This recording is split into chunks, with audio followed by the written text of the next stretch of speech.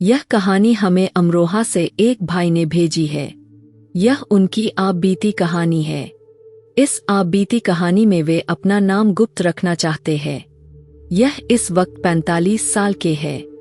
इनके जीवन में जो घटना घटी है वे आपके सामने रखना चाहते हैं और यह बहुत दिलचस्प आप बीती कहानी है। दिल थाम कर सुनिएगा।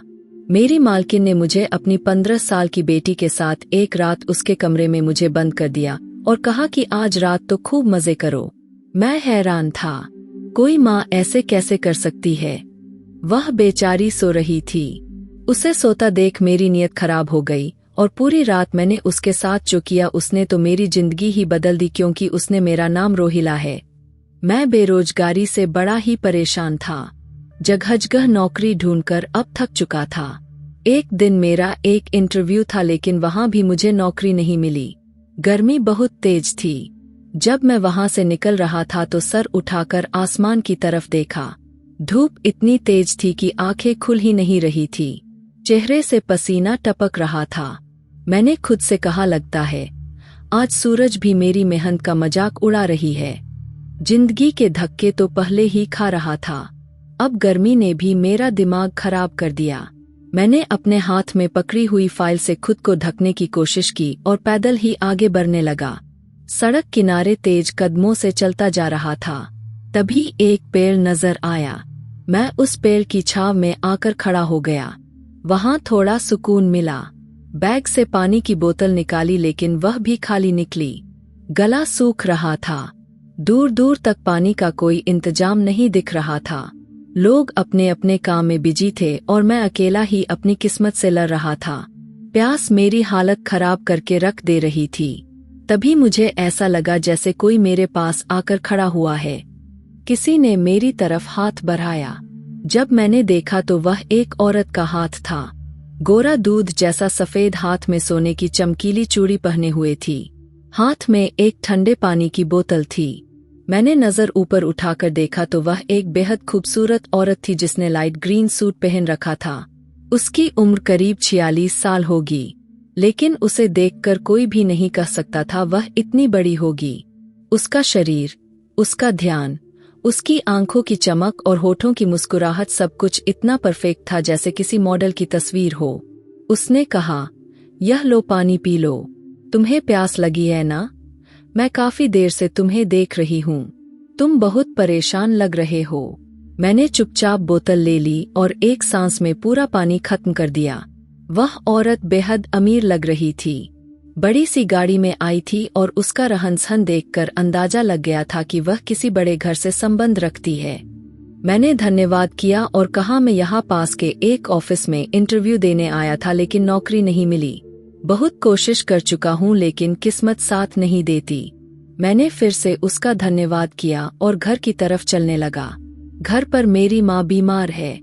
जवान बहन मेरा इंतजार कर रही होगी। सब्जी लानी थी, खाना बनाना था। घर की सारी जिम्मेदारी मेरे कंधों पर थी। पैसों की तंगी की वजह से मैं ज्यादातर पैदल ही चलने की कोशिश करता था। मैं वहां से निकल रहा था कि मुझे महसूस हुआ कोई मेरा पीछा कर रहा है। जब पीछे मुड़कर देखा तो वही ग्रीन सूट वाली औरत थी। वह मुस्कुरा रही थी, मेरी तरफ देख रही थी। मैं हैरान रह गया। मैंने सोचा शायद उसका भी घर इसी रास्ते पर होगा, लेकिन वह पैदल क्यों आ रही थी? यही सोचते हुए मैं आगे बढ़ रहा था। तभी वह औरत मेरे बराबर में आकर मेरे कदमों से कदमों मिलाकर चलने लगी। एक सेकंड के लिए मैं रुक गया तो वह भी रुकी और स्टाइल बनाकर खड़ी हो गई। उसकी हरकतें मुझे बहुत अजीब लग रही थी। मुझे अब कोई वह मेंटल ही लग रही थी। लेकिन सवाल यह था कि इतनी खूबसूरत औरत मेरा पीछा क्यों कर रही थी? फिलहाल मेरी खुददारी बीच में आ गई थी और मैं उसकी लाचारी को अच्छे से समझ जाता। मैंने घूरकर उसकी तरफ देखा और कहा, क्या बात है मैडम, आप मेरा पीछा क्यों कर रही है? मैंने तो आपका धन्यवाद भी कह दिया था। अब क्या पानी के भी पैसे देने पड़ेंगे? मेरी बात सुनकर वह मुस्कुरा दी। उस वक्त उसने अपने पर से एक पन्नी निकाला, मेरे हाथ पर रख दिए। मैं हैरान हुआ, आखिर इसमें क्या हो सकता है? यह औरत क्यों मुझे दे रही है? जब मैंने वह पन्नी खोला तो मुझे झटका सा लगा। उसमें बहुत सारे नोट थे। इतनी बड़ी रकम को मैं उन्हें गिन भी नहीं सका, लेकिन अंदाजा हो गया था यह रकम लाखों में थी। मेरे तो हाथ पांव कांपने लगे। इधर मेरी जेब में सिर्फ कुछ सिक्के थे और यहाँ लाखों मेरे सामने रखे थे। वह बोली, यह पैसे तुम्हारे हो सकते हैं, मैं इसे तुम्हें दे सकती हूँ। क्या तुम इन पैसों के लिए मालिक बनना चाहोगे? उसकी बात सुनकर मैं हैरान रह गया। आखिर किस काम के लिए वह मुझे लाखों रुपए दे रही थी? मैंने पूछा, मैडम, आप मुझे यह 8 लाख रुपए क्यों देना चाहती है? हम तो एक दूसरे को जानते तक नहीं, ना कोई पहचान है, ना मैंने आपके लिए कोई काम किया है। फिर आप मुझे इतनी बड़ी रकम क्यों दे रही है? क्या आप मुझे बेवकूफ बना रहे हैं? वह औरत मेरी आंखों में आंखें डालकर बोली, मैं तुम्हें कुछ बताना चाहती हूँ, लेकिन यहाँ नहीं। चलो किसी जगह बैठकर तसल्ली से बात करते हैं। वह मेरे आगे आगे चल रही थी। मैं उसके पीछे पीछे। मेरे दिल में एक अजीब सी खुशी थी। आखिर 8 लाख छोटी रकम नहीं होती, खासकर मेरे जैसे इंसान के लिए।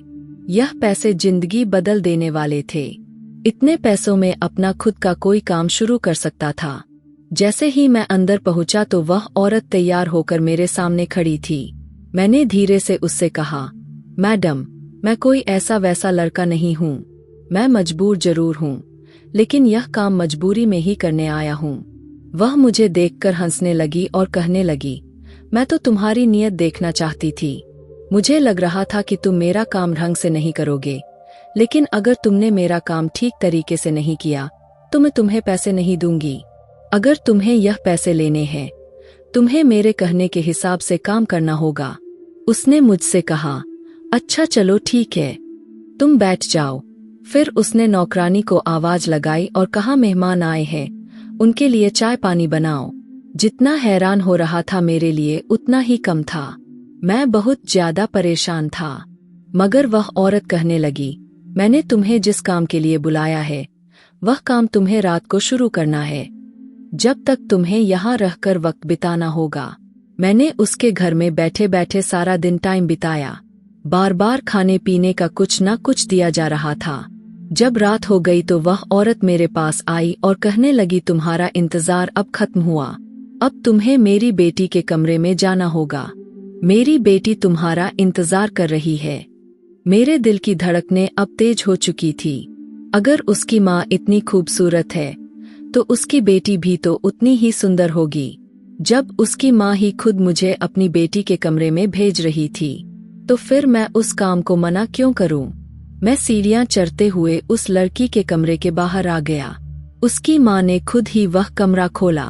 मेरा दिल जोर जोर से धड़क रहा था। मैंने जैसे ही कमरे के अंदर कदम रखा, सामने का नजारा मेरे होश उड़ा देने वाला था। कमरे को इस तरह सजाया गया था जैसे आज मेरी सुहागरात हो रही हो। एक लड़की बेड पर लेटी हुई थी। वह लड़की बहुत ज्यादा खूबसूरत थी। इतनी खूबसूरत लड़की मैंने आज तक नहीं देखी थी। लेकिन एक अजीब बात थी, वह लड़की सो क्यों रही थी या फिर बेहोश थी? मैंने उसे देखकर उसकी माँ से सवाल किया, यह लड़की सो रही है? वह औरत धीरे से कहने लगी, क्योंकि यह बेहोश है और मैंने ही इसे बेहोश किया है। तुम्हें जो कहा है तुम सिर्फ वही करो। जब काम पूरा हो जाए तो मुझसे पैसे ले लेना। वह औरत मेरे कंधे पर हाथ मारकर चली गई और बाहर से कमरा लॉक कर दिया। मैं धीरे धीरे उस लड़की के करीब जाकर खड़ा हुआ। वह इतनी खूबसूरत थी कि मेरी नजरें ही टिक रही थी। मैं खुद पर काबू रखने की कोशिश कर रहा था कि जिस काम के लिए मुझे पैसे मिल रहे थे मैंने उस पर ध्यान देना शुरू कर दिया। कमरे में मुझे लगभग 2 घंटे हो चुके थे। वह लड़की मेरा चैन चुरा चुकी थी। मैंने कमरे की खिड़की से बाहर देखा तो उसकी माँ टहल रही थी, शायद मेरा इंतजार कर रही थी। मैंने अपने शर्ट के बटन लगाए और सीढ़ियां उतरकर नीचे आ गया। उसकी माँ के पास जाकर खड़ा हो गया। वह मेरी तरफ घूरती हुई देखने लगी। मैंने चेहरे पर मुस्कुराहट सजाकर कहा, मैडम, आपका काम हो चुका है। यह सुनकर उसके चेहरे पर मुस्कान आ गई थी। वह कहने लगी, मेरी बेटी नींद से जागी तो नहीं है ना? उसने कोई एक्शन तो नहीं लिया ना? परेशान तो नहीं किया ना? मैंने साफ साफ शब्दों में कहा, नहीं, वह बेचारी तो बेहोश है और मैं अपना काम पूरा कर चुका हूँ। यह सुनकर अपनी खुशी से अपने पास से 8 लाख रुपए निकाले और मेरे हाथ पर रख दिए। कहने लगी, जाओ अब दोबारा मुझे कहीं नजर मत आना, तुम्हारा काम पूरा हो गया है। और ध्यान रखना, इस बारे में किसी को भी बताने की कोई जरूरत नहीं, वरना तुम जानते हो कि मैं तुम्हारा क्या हाल कर सकती हूँ और इस काम में तुम पर भी इल्जाम लगेगा। मैं उसकी हर बात को सुनकर वहां से निकल आया। बैठे बिठाए मुझे 8 लाख रुपए मिल गए थे। मेरे लिए यह बहुत खुशी की बात थी। सुबह माँ को बहाना बनाकर बता दिया। ऑफिस से पहले दिन बॉस ने मेरे काम से खुश होकर इतने पैसे दिए हैं। मैं उसे कोई नया रोजगार खोलूंगा। मेरा काम दिन ब दिन बढ़ता चला जाएगा और हमारी जिंदगी से गरीबी हमेशा के लिए चली जाएगी। माँ मेरी खुशियों को देखकर कुछ सोच में पड़ गई थी। रात हुई थी, उस औरत की फिर से कॉल आ गई थी। कॉल करते ही कहने लगी, तुमसे बहुत खुश हूँ, तुमने मेरे दिल की तमन्ना पूरी कर दी। मुझे नहीं लगता था कि तुम मेरा काम इस तरह करोगे। तुम्हारा काम बहुत पसंद आया है। अगर तुम्हें और पैसों की जरूरत हो तो बता देना, मैं भिजवा दूंगी। वह कहती रही, जिस हाल में मेरी बेटी है वह तुम नहीं जानते। तुमने मेरा काम बहुत आसान कर दिया। उसकी बातें सुनकर मैंने फोन काट दिया। मैंने मोबाइल निकाला, उस पर एक वीडियो चलाने लगा। क्या कमाल की वीडियो थी जो मैंने उस औरत के घर में रिकॉर्ड की थी। सही वक्त आने पर यह वीडियो उस औरत के जेब से और भी पैसे निकलवाने के काम आने वाली थी। और अब मेरे दिल में लालच जाग चुका था, जो इतनी आसानी से खत्म होने वाला नहीं था। जब वक्त देखा तो रात के 12 बज रहे थे। अब मुझे सो जाना चाहिए था, क्योंकि अगली सुबह मुझे एक बहुत बड़ा काम अंजाम देना था। अगली सुबह मैं जल्दी उठा, फिर उसी जगह चला गया, उस औरत के आलीशान बंगले की तरफ। ठीक 7 बजे का टाइम था, जब आमतौर पर अमीर लोग चैन की नींद ले रहे होते हैं। मैं उस बंगले के बाहर पहुंचकर 1 नंबर पर कॉल की। थोड़ी देर के बाद दरवाजा खुला और वह औरत खुद बाहर निकल आई। फिर बिना कुछ कहे वह मेरे साथ बाइक पर बैठ गई। यह बाइक भी मेरी नहीं थी, मैंने अपने एक दोस्त से कुछ देर के लिए उधार ली थी, क्योंकि मुझे सीधे कोर्ट जाना था। आज कोर्ट में उसी लड़की से कोर्ट मैरिज करने वाला था। जैसे ही हम कोर्ट के बाहर पहुंचे और मैंने उस लड़की की ओर देखा तो उसने अपना चेहरा झुका लिया और खड़ी हो गई। उसका नाम किरण था। वह बेहद खूबसूरत थी। उसकी बड़ी बड़ी आंखों में आंसू थे। जो कदम वह आज मेरे साथ उठाने जा रही थी उसमें उसी की भलाई थी। मगर अफसोस, बीते हुए कल की बातें हमारे सामने आकर खड़ी होती है। शायद यही वजह थी। मैंने तय किया था मैं उस लड़की से शादी करूंगा। कुछ देर के बाद हम कानूनी तौर पर अब मियां बीवी बन चुके थे। मैं उसकी चुप्पी में उसका दर्द महसूस कर पा रहा था। उसका पूरा जिस्म कांप रहा था। उसकी आंखों से बार बार आंसू निकल रहे थे। जब उसने कोर्ट में कोर्ट मैरिज के कागज पर साइन किए तो वह फूट फूट कर रो पड़ी थी।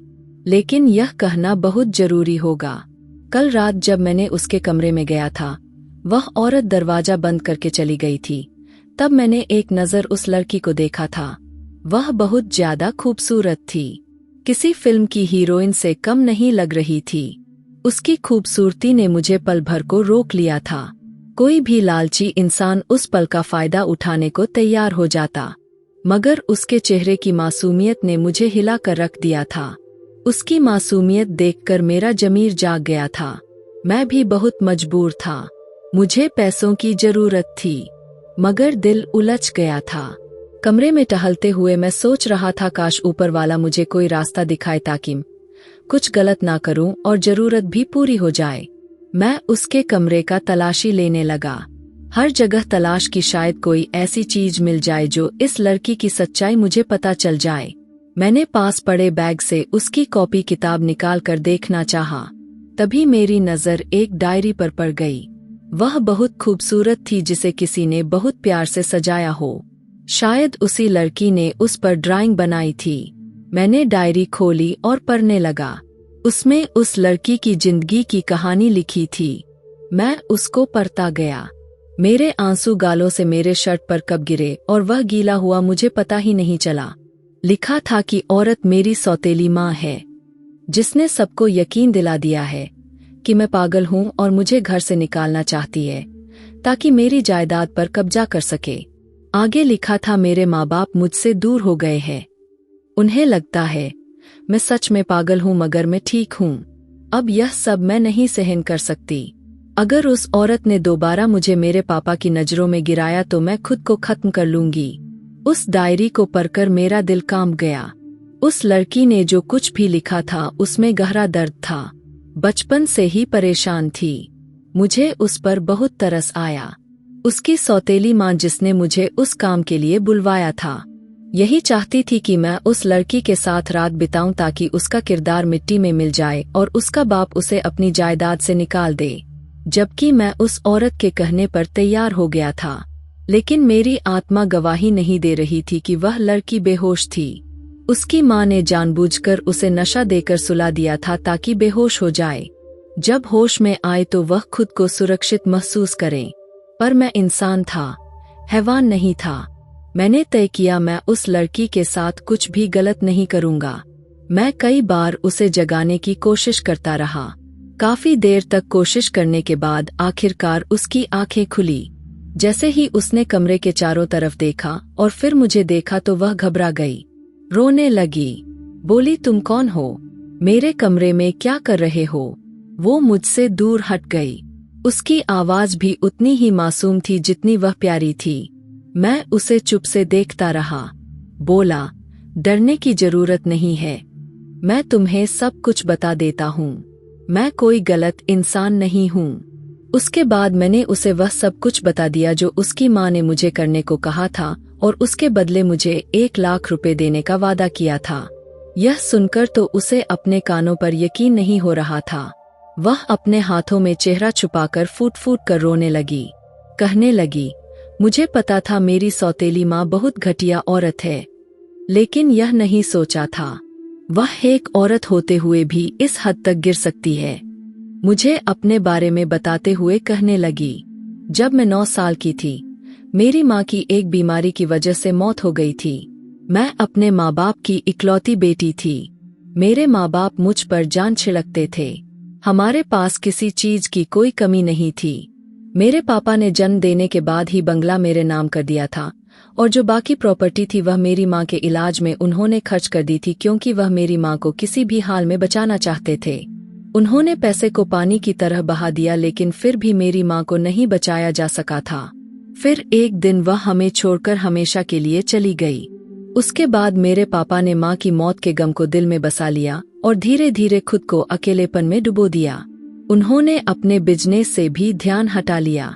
यह बंगला मेरे नाम था और मैं उसकी मालकिन थी, लेकिन अब मैं खुद को बेहद अकेला महसूस करने लगी थी। मुझे पढ़ाई भी करनी होती थी, मगर कुछ बातें ऐसी होती है जो एक मर्द सिर्फ अपनी पत्नी से ही कर सकता था। मैं बेटी होकर अपने पापा का भरपूर ख्याल रखती थी, मगर अपनी पढ़ाई में बिजी होने की वजह से उन्हें बहुत ज्यादा वक्त नहीं दे पाती थी। मेरे पापा को उनके कुछ रिश्तेदारों ने समझाया अब उन्हें दोबारा शादी कर लेनी चाहिए। उस वक्त मेरी उम्र 15 साल की हो चुकी थी और मैं धीरे धीरे बड़ी हो रही थी। फिर मेरे पापा ने अपनी दोस्त की बहन से शादी कर ली। वह औरत पहले से तलाकशुदा थी। उसके पहले पति ने उसे छोड़ दिया था। मेरे पापा ने उसी से शादी कर ली। उसे हमारे घर में सहारा दिया। मेरे पापा को लगा था कि वह औरत उनके साथ साथ उनकी बेटी का भी ख्याल रख लेगी। मुझे भी पापा की उस दूसरी औरत से कोई ऐतराज नहीं था, क्योंकि मुझे लगा उससे मेरे पापा का अकेलापन दूर हो जाएगा और मुझे भी माँ जैसा प्यार मिलेगा।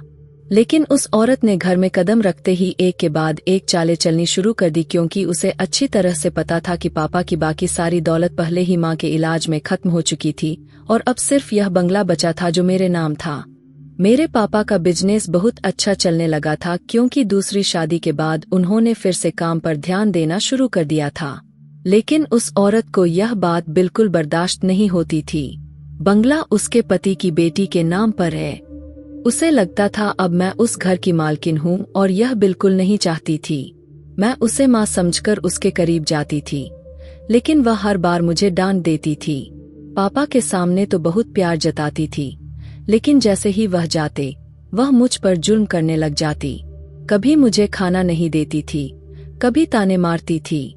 मैं बहुत ज्यादा परेशान रहने लगी थी। धीरे धीरे उस औरत ने मुझ पर झूठे इल्जाम लगाने शुरू किए और पापा को मेरे खिलाफ कर दिया। कई बार पापा मेरी बात सुनते थे, लेकिन कई बार उस औरत की बातों में आकर मुझ पर हाथ भी उठा देते थे। उसने पापा को मेरी ऐसी ऐसी हरकतों के बारे में बताया कि पापा ने मुझे पागल समझना शुरू कर दिया और मुझे उस कमरे में बंद करवा दिया गया।